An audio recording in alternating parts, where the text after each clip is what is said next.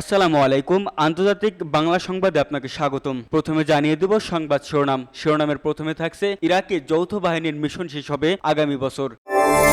আরও জানিয়ে দেব ফিলিস্তিন রাষ্ট্র প্রতিষ্ঠায় জোট গঠনের ঘোষণা সৌদি আরবের। এদিকে হিজবুল্লাহ প্রধানকে হত্যা, এবার লোকালেন খামেনি। আবারও 3 দিনে বস্ত্রযুদ্ধ 30,000-এরও বেশি মানুষ। অন্যদিকে পাকিস্তানে হেলিকপ্টার বিধ্বস্ত, নিহত 6 জন। সর্বশেষ জানিয়ে দেব আফ্রিকান শরণার্থীদের নিয়ে ইসরায়েলের গোপন অভিসন্ধি ফাঁস। এতক্ষণ শুনছিলেন সংবাদ শিরোনাম, এবার বিস্তারিত। তার আগে আমাদের ভিডিওটি ভালো লেগে থাকলে লাইক, কমেন্ট এবং সাবস্ক্রাইব করবেন এবং কে কোথা থেকে দেখছেন কমেন্ট করে জানিয়ে দিবেন। ইরাকে যৌথ বাহিনীর মিশন শেষ হবে আগামী বছর। ইরাকে বিদ্যমান মার্কিন যুক্তরাষ্ট্রের নেতৃত্বে যে যৌথ বাহিনী আছে সেটির মিশন 2025 সালের শেষ দিক নাগাদ শেষ হবে। তবে উভয় পক্ষের মধ্যে একটি অন্তর্বর্তী ও দ্বিপাক্ষীয় নিরাপত্তা অংশীদারত্ব থেকে সরে যাবে। গতকাল শুক্রবার ইরাক ও যুক্তরাষ্ট্র যৌথ এক বিবৃতিতে বিষয়টি জানিয়েছে। বার্তা সংস্থা রয়টার্সের খবরে বলা হয়েছে, বর্তমানে ইরাকে 2,500 বিদেশি সেনা অবস্থান করছে। এছাড়া প্রতিবেশী সিরিয়ায় আছে আরও 900 সেনা। 2014 সালে জঙ্গি গোষ্ঠী ইসলামিক টেস্টকে মোকাবিলায় এই যৌথ বাহিনী গঠন করা হয়েছিল। যৌথ বিবৃতিতে কত সংখ্যক মার্কিন সৈন্য ইরাক ছেড়ে যাবে এবং কোন ঘাঁটি থেকে যাবে সে বিষয়ে খুব সামান্যই তথ্য দেওয়া হয়েছে। গতকাল শুক্রবার সাংবাদিকদের সঙ্গে আলাপকালে এক জ্যেষ্ঠ মার্কিন কর্মকর্তা বলেছে, এই পদক্ষেপের অর্থ ইরাক থেকে সেনা প্রত্যাহার নয় এবং কোন সৈন্য ইরাক ছেড়ে যাবে কিনা তা বলতেও তিনি অস্বীকার করেন। নাম প্রকাশে অনিচ্ছুক ওই মার্কিন কর্মকর্তা বলেন, আমি শুধু এই সত্য বলতে চাই যে এটি প্রত্যাহার নয়, এটি একটি পরিবর্তন মাত্র। এটি জোটের সামরিক মিশন থেকে একটি সম্প্রসারিত যুক্তরাষ্ট্র ইরাক দ্বিপাক্ষীয় নিরাপত্তা সম্পর্কে রূপান্তর মাত্র। ইরাকের প্রধানমন্ত্রী মোহাম্মদ শিয়া আল সুদানি চলতি বছরের জানুয়ারিতে ইরাকে মার্কিন সামরিক অবস্থানের বিষয়টি নিয়ে ওয়াশিংটনের সঙ্গে আলোচনা শুরু করেন।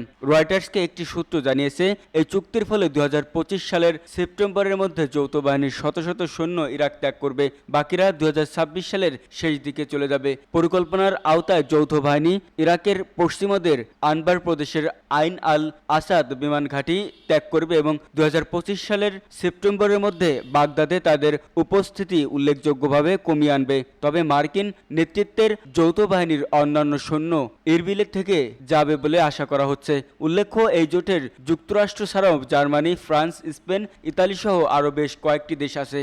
বিশ্লেষকেরা এই চুক্তিতে ইরাকের বর্তমান প্রধানমন্ত্রী শিয়া আল সুদানির জন্য একটি বড় রাজনৈতিক জয় নলে মনে করেন, কারণ তিনি একই সঙ্গে ইরানেরও মিত্র এবং যুক্তরাষ্ট্রের সঙ্গে ভারসাম্য বজায় রেখে চলেছেন।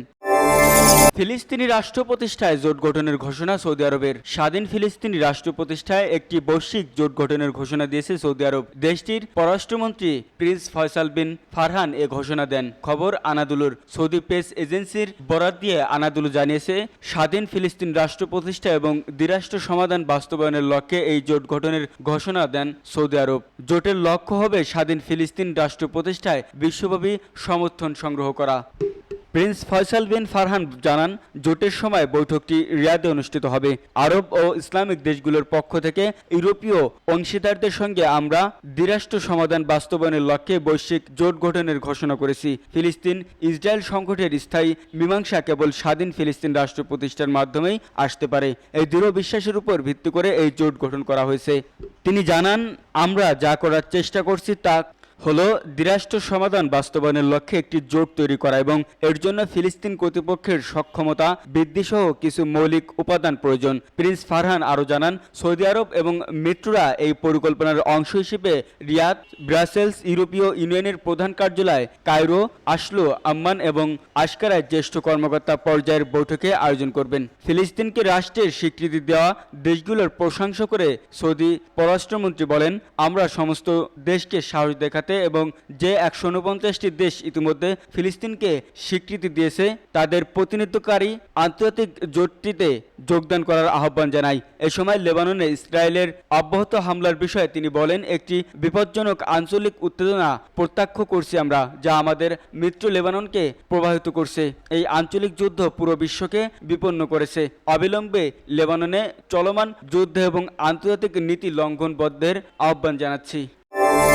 হিজবুল্লাহ প্রধানকে হত্যা, এবার লোকালেন খামেনি। রাজধানী বৈরুতে ব্যাপক হামলা চালিয়ে ইরান সমর্থিত লেবাননের শক্তিশালী সশস্ত্র গোষ্ঠী হিজবুল্লাহ নেতা হাসান নাসরুল্লাহকে হত্যার দাবি করছে ইসরায়েলি বাহিনী। শনিবার 28 সেপ্টেম্বর বিবিসির লাইভ প্রতিবেদনে এই তথ্য জানানো হয়েছে।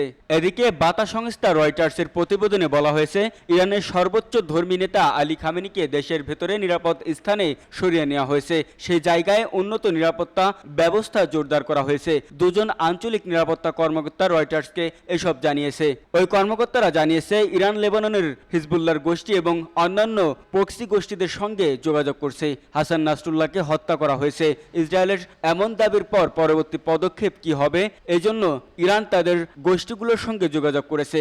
এর আগে ইসরায়েল ডিফেন্স ফোর্স আইডিএফ দাবি করে শুক্রবার বৈরুতে এক হামলায় হাসান নাসরুল্লাহকে হত্যা করা হয়েছে। তবে বিষয়টি নিয়ে হিজবুল্লাহ কোনো মন্তব্য করেনি। আইডিএফ বলছে, হাসান নাসরুল্লাহকে টার্গেট করে হামলা চালানো হয়েছিল। এই হামলায় নাসরুল্লাহ সঙ্গে হিজবুল্লাহর সাউদার্ন ফ্রন্ট কমান্ডার নিহত হয়েছেন।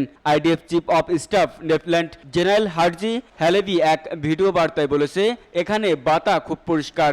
ইসরায়েলি নাগরিকদের যারা হুমকি দেবে তাদের কিভাবে খুঁজে বের করবে সেটা আমরা জানি। সেটা উত্তরে, দক্ষিণ কিংবা আরো দূর হলেও আমরা খুঁজে পাবো। আইডিএফ বলছে, দক্ষিণ বৈরুতে হিজবুল্লাহর সিনিয়র নেতারা যখন বৈঠক করেছিলেন তখন সেখানে হামলা চালানো হয়। দক্ষিণ বৈরুতের এই জায়গাটি হিজবুল্লাহর একটি শক্তি ঘাঁটি হিসেবে পরিচিত। 3 দিনে বস্তুচ্যুত 30,000-এরও বেশি মানুষ।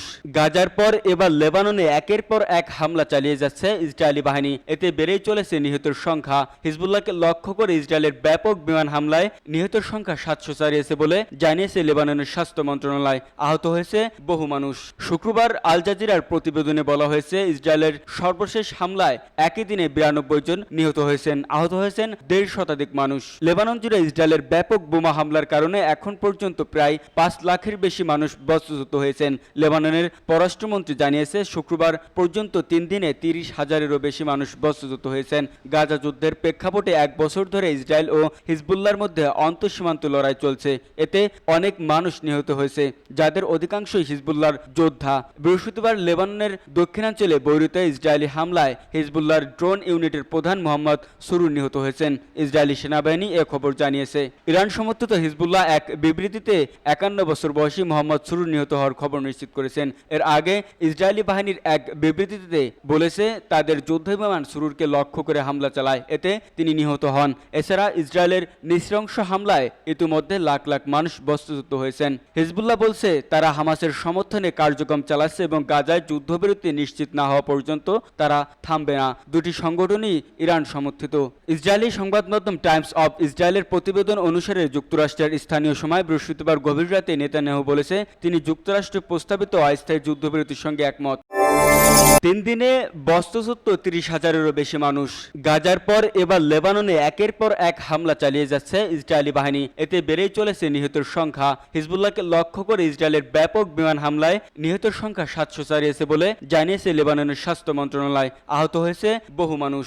শুক্রবার আল জাজিরার প্রতিবেদনে বলা হয়েছে, ইসরায়েলের সর্বশেষ হামলায় একই দিনে 92 জন নিহত হয়েছেন। আহত হয়েছেন 1.5 শতাধিক মানুষ। লেবানন জুড়ে ইসরায়েলের ব্যাপক বোমা হামলার কারণে এখন পর্যন্ত প্রায় 5 লাখের বেশি মানুষ বস্তুচ্যুত হয়েছেন। লেবাননের পররাষ্ট্রমন্ত্রী জানিয়েছে, শুক্রবার পর্যন্ত 3 দিনে 30,000-এরও বেশি মানুষ বস্তুচ্যুত হয়েছেন। গাজা যুদ্ধের প্রেক্ষাপটে 1 বছর ধরে ইসরায়েল ও হিজবুল্লাহর মধ্যে আন্তঃসীমান্ত লড়াই চলছে। এতে অনেক মানুষ নিহত হয়েছে, যাদের অধিকাংশই হিজবুল্লাহর যোদ্ধা। বৃহস্পতিবার লেবাননের দক্ষিণাঞ্চলে বৈরুতে ইসরায়েলি হামলায় হিজবুল্লাহর ড্রোন ইউনিটের প্রধান মোহাম্মদ সুরুর নিহত হয়েছেন। ইসরায়েলি সেনাবাহিনী এ খবর জানিয়েছে। ইরান সমর্থিত হিজবুল্লাহ এক বিবৃতিতে 51 বছর বয়সী মোহাম্মদ সুরুর নিহত হওয়ার খবর নিশ্চিত করেছেন। এর আগে ইসরায়েলি বাহিনীর এক বিবৃতিতে বলেছে, তাদের যুদ্ধ বিমান সুরুরকে লক্ষ্য করে হামলা চালায়। এতে তিনি নিহত হন। এছাড়া ইসরায়েলের নৃশংস হামলায় ইতিমধ্যে লাখ লাখ মানুষ বস্তুচ্যুত হয়েছেন। হিজবুল্লাহ বলছে, তারা হামাসের সমর্থনে কার্যক্রম চালাচ্ছে এবং গাজায় যুদ্ধবিরতি নিশ্চিত না হওয়া পর্যন্ত তারা থামবে না। দুটি সংগঠনই ইরান সমর্থিত। ইসরায়েলি সংবাদ মাধ্যম টাইমস অফ ইসরায়েলের প্রতিবেদন অনুসারে যুক্তরাষ্ট্রের স্থানীয় সময় বৃহস্পতিবার গভীর রাতে নেতানিয়াহু বলেছে, তিনি যুক্তরাষ্ট্রে প্রস্তাবিত অস্থায়ী যুদ্ধবিরতির সঙ্গে একমত। পাকিস্তানে হেলিকপ্টার বিধ্বস্ত, নিহত 6 জন। পাকিস্তানের খাইবার পখতুনখোয়া প্রদেশের উত্তর ওয়াজিরিস্তানে একটি হেলিকপ্টার বিধ্বস্ত হয়েছে। এতে অন্তত 6 জন নিহত হয়েছেন। শনিবার 28 সেপ্টেম্বর জিও নিউজের এক প্রতিবেদনে এই তথ্য জানানো হয়েছে। প্রতিবেদনে বলা হয়েছে, চার্টার্ড হেলিকপ্টারটিতে 14 জন আরোহী ছিলেন। 6 জন নিহত ছাড়াও আরও 8 জন আহত হয়েছেন। এদিকে সূত্রের বরাত দিয়ে আজ টিভি জানিয়েছে, হেলিকপ্টারে 3 জন রাশিয়ান ক্রু ছিলেন। হেলিকপ্টারে কোনো নাশকতা চালানো হয়নি। যান্ত্রিক ত্রুটির কারণে হেলিকপ্টারটি বিধ্বস্ত হয়েছে। আহতদের সামরিক হাসপাতালে ভর্তি করা হয়েছে।